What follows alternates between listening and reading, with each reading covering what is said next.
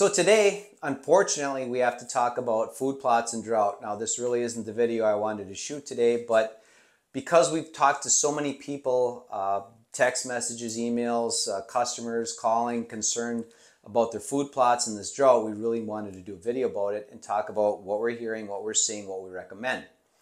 Now, a lot of the things we're hearing about is folks asking about their HD screen, switchgrass, and their spring rye. You know, they want to do that buckwheat thing and what they should do. So the very first thing I tell folks when it comes to the HD screen and the switchgrass is don't panic. Okay, it's June 22nd, and the best HD screen I ever got was planted on June 22nd. So a lot of time left, okay? But what I'm going to tell people, and what I'll tell you folks today, is this our experience here right now. So you saw a video, I believe it was 10 days ago, that we were planting our HD screen back here. We had the four-wheeler, the little disc, and the lawn roller. We were planting the screen. And that was June 8th. That was shot. June 12th, we got a really nice all-day rain. Not a lot of rain fell, but it was kind of a misty, drizzly rain all day. I believe we ended up with 3/4 of an inch of rain. Now, 3 days ago, we really started to see the HD screen start to pop, and as each day has gone on, we see more and more. But what we didn't talk about in that video is the day before, on June 7th, we were up on one of our hunting properties, and we took our grain drill and drilled into a new parcel, a new food plot, some HD screen, and this was in sand, low organic matter. And I thought we did fairly well with everything. And I went up there yesterday, and I think I have 1 or 2 shoots of HD screen showing, as compared to here that's been in the ground 1 day less, but it's in great organic matter. It's got really healthy soil, and it's doing extremely well. So half that bag went 6 miles north of here, and in the ground 1 day later, it was drilled at a great depth, and I have 1 shoot. And then the other half of the bag is down here, and it's doing really well. So it's a moisture thing, folks. It's got nothing to do with the seed. It's just a moisture thing. So same thing with the switchgrass. This RC switchgrass is a great seed. It comes out of the ground rather quickly, but it needs moisture. Now, when that rain was coming here 2 weeks ago, I took ryegrass and I seeded a bunch of bare spots in my lawn. We got that all-day rain, and there isn't one single seed that's germinated yet. So again, we need moisture. And for that to happen, especially if it's sitting on top of the ground, we need a lot of moisture. We need multiple rains.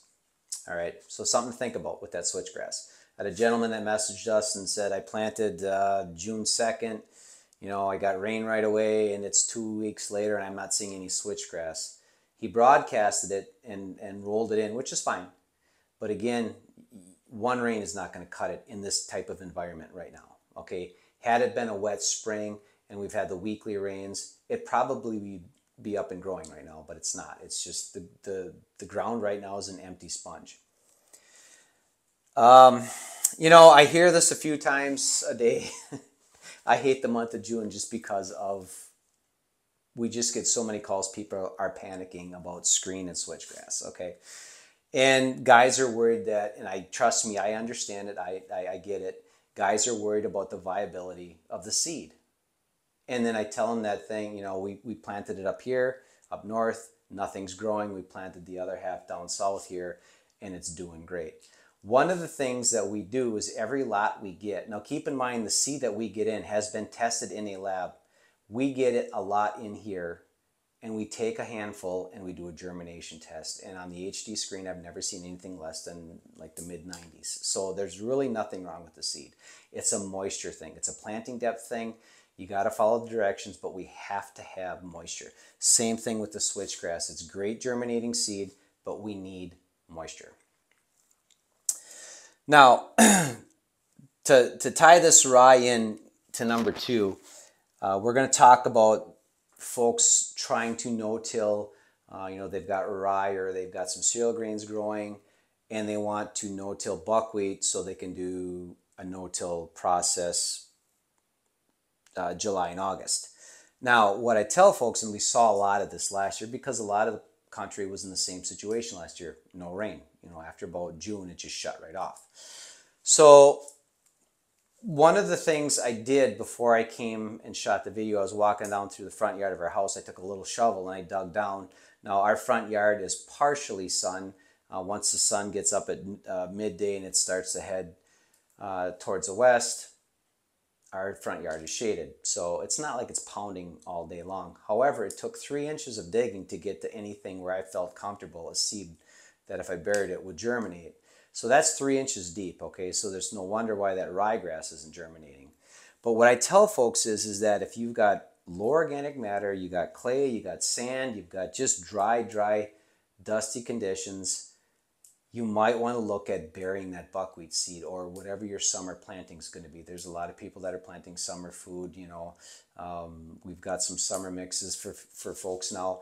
But I tell folks you might want to look at burying that seed, especially if you've got crappier, drier soils. Now, if you've got good soil with good organic matter, you've got, maybe you're in a bottom, lower area, you might get away with just broadcasting on top because of that moisture holding capability of that soil.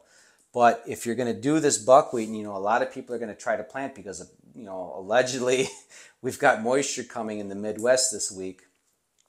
If you've got no moisture in the top 3, 4, 5 inches of the ground, whatever moisture we get this weekend, unless it's followed by multiple rains, that moisture isn't going to stick around in that ground very long. You might throw a root with that buckwheat seed, but if there's no moisture in 3 to 5 days to sustain it, it's going to die. So think about that. If you can bury that seed, it's going to hang out in the moisture zone longer. And, you know, you could look at a drill's tough to get a hold of. Trust me, I understand that. We use a grain drill. One of the things I did do this year is a light disking. You set the discs straight and you just try to break that layer so we could get our grain drill through that clay. But if there's a way possibly to get the seed buried in this weather condition, that might be a better chance of success for you. So think about that. One of the things we do a lot now, we met Brad Harper Growing Solutions. We've done a couple of videos with him. We like to use his products a lot. Now, I was talking on the phone with Brad right before we shot this video, and we were discussing some of his products.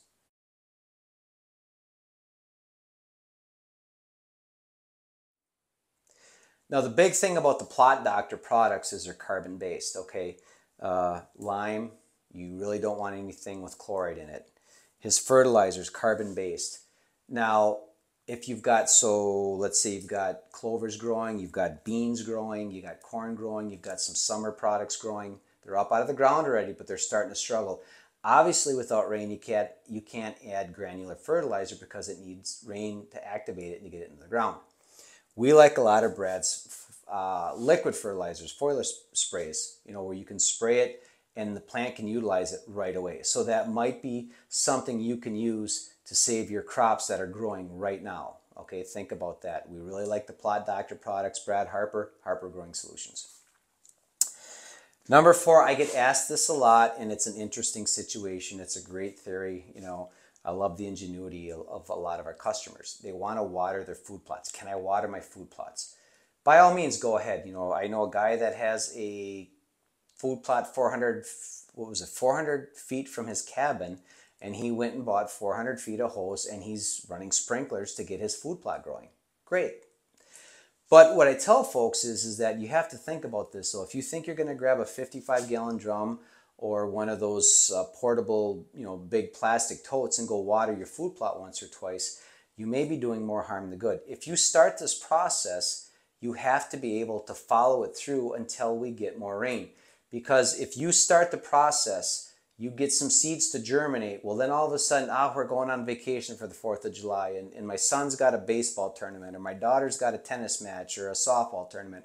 Life happens, and then all of a sudden it's 3 weeks later and you can't get there for 3 weeks. You go back up there and those beautiful little plants you had germinated are all dead because we're in a drought and you shut the water off. So if you start that process, make sure you can sustain it until we get to the next wet season, okay? One rain might not cut it, so just make sure if you start this process, you can see it through.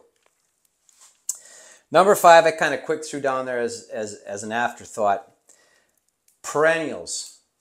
All the lands we're working on and hunting, we're transitioning a lot of our food plots to perennials. In fact, one of our properties, we're trying a new perennial that will try to sustain itself during these dry periods and in crappy ground. I mean, it's the worst of both worlds. It's sandy, crappy soil, and it's in a drought. We're trying to get this green perennial plot growing. We're going to try it in Lower Michigan. We're going to try it in Wisconsin. We're trying it up here by us. And if we like this, I really like the recipe, we're going to bring it to the market next spring. But a lot of people shy away from perennials because it creates summer food. And summer food allegedly creates a dough factory, which is complete BS, okay?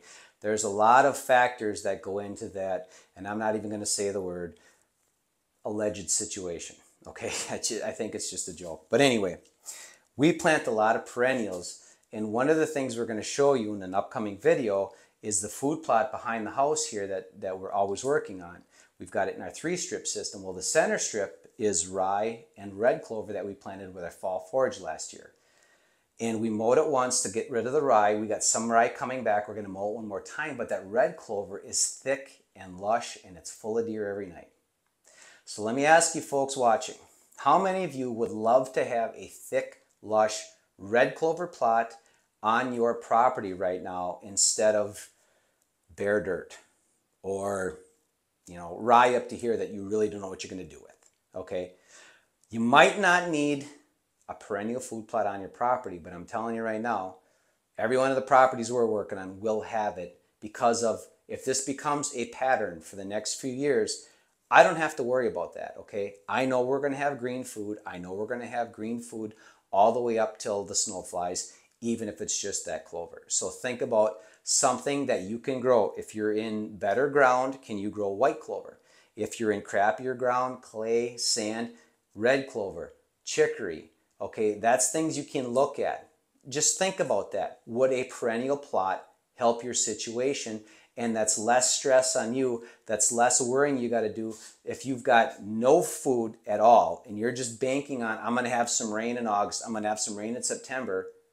Well, we've not had that here for 2 years. Okay, we catch one or two there, but we've got really good soil to work with. Well, now we're on this challenge property. Well, this challenge property is going to have a lot of perennials. So if we do have this weather pattern sustains for the next couple of years, I don't have to worry about it because we're going to have green food. Something to think about, okay? So if you've got some questions, folks, ask them in the comments below. But again, we're mid-June, don't panic. But for me personally, I'm 6 weeks away from starting my fall food plots. So just kind of think about this. Really look at burying that seed. If you're in poor ground, if you're in poor soils, you're doing yourself a favor. Again, I dug down 3 inches out here and there was no worms, there was no bugs, there was no critters. So if you're worrying about scratching the ground up this deep and you don't have any moisture that deep, I really wouldn't worry about killing a couple of earthworms. They're not there. So think about this, folks. I hope it helps you. If you've got any questions, reach out to us. We're getting ready for our fall food plots ready. We're starting preparations. But thanks for watching, folks. We'll see you in a few days.